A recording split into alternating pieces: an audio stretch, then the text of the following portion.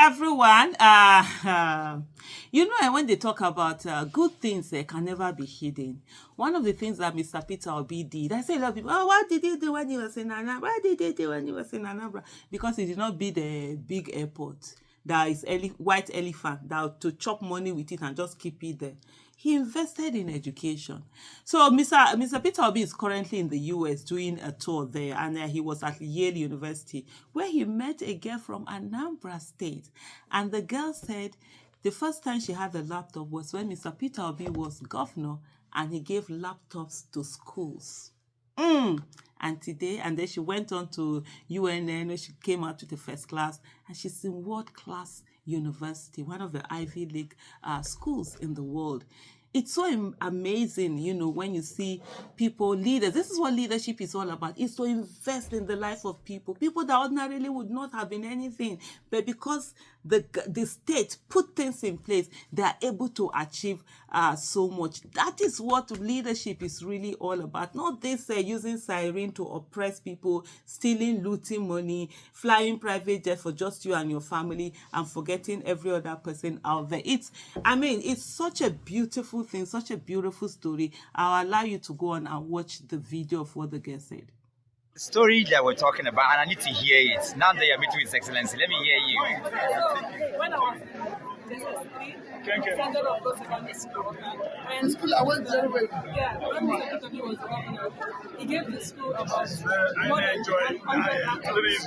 And the next year, the core members that came to the school enrolled us in Good ones. ICT classes. And that was the first time I used the laptop in my life. Going to UNN, it helped me so much. It gave me an edge over my classmates, and I graduated as the best student in my department. Congratulations. CGPA of 4.9 out of 5.0. Let's clap for her.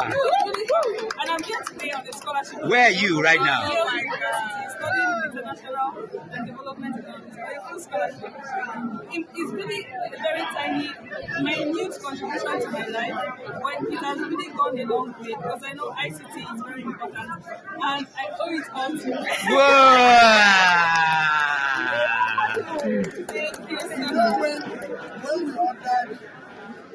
When we ordered, I don't forget this, when we ordered 30,000 laptops for HP, you know what they do?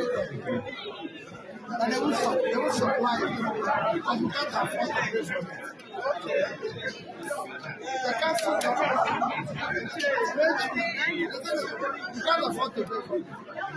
So one money, you can send the money tomorrow.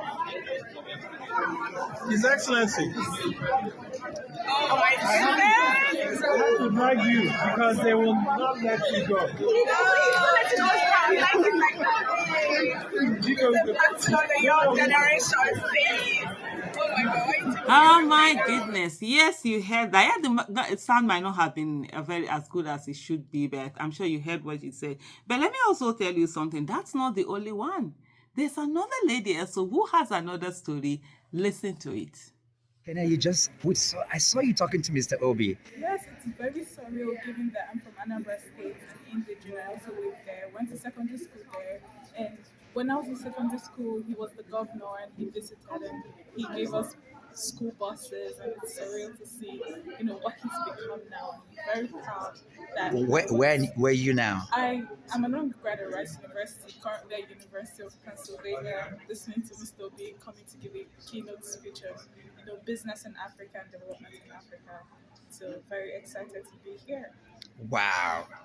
So you mean like he was there when you were in secondary school Yes, he was. as governor? I was like 10 or 11 years old then. And you still remember the impact he made? I still remember the impact. I have some of the pictures of, him visiting the secondary school. And he was a very big deal when he was governor. So it's very nice that the whole of the world has caught up to that phenomenon. Wow. And that's Mr. Peter will be there going to give a lecture right now, sir. Yes, I got it, sir. Just such inspirational story. Let me go to Dr. Moses Paul's Twitter handle. And this is what he had to write, because he was the one that took the video. He was the one that did the write-up that brought this all to us. He said Jennifer Agbo, that's talking about the first video that I shared, had an inspiring encounter with His Excellency Mr. Peter Obi yesterday while we were at Yale University.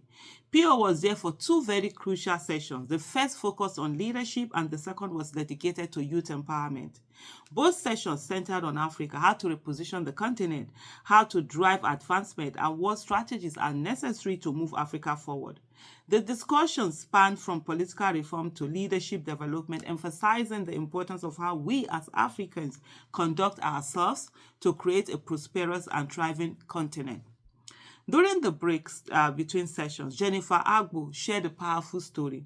She recalled how during his tenure as governor, Mr. Peter Obi provided laptops to students, including one to her, which became a turning point in her academic journey. That laptop given to her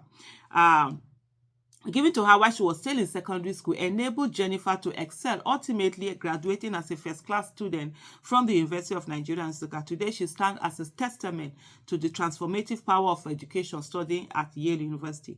Her story is a vivid example of the far-reaching impact of Mr. Peter Obi's contribution, dedication to education in Nigeria.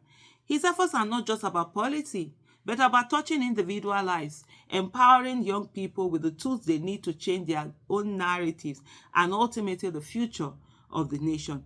Listen to Jennifer's journey and you witness at firsthand the ripple effect of investment in education, inspiring change and hope every single day across Nigeria. A new Nigeria is possible.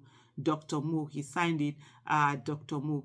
And then on the issue of the second video that I shared, that he said, I will soon delve into profound impact of Mr. Peter Obi's speech and interaction at Wharton Business School at the University of Pennsylvania today. But for now, let me share a teaser.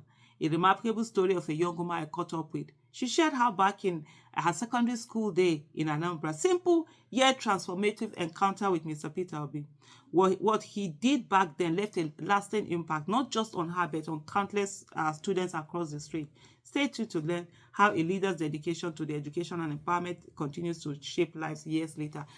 This was on the second video that I shared. And I've seen a lot of people who said they were prefects during the time of Mr. Peter Obi, and they had his number as governor, because that's why he said, give all of them number. If you have any problem, call me.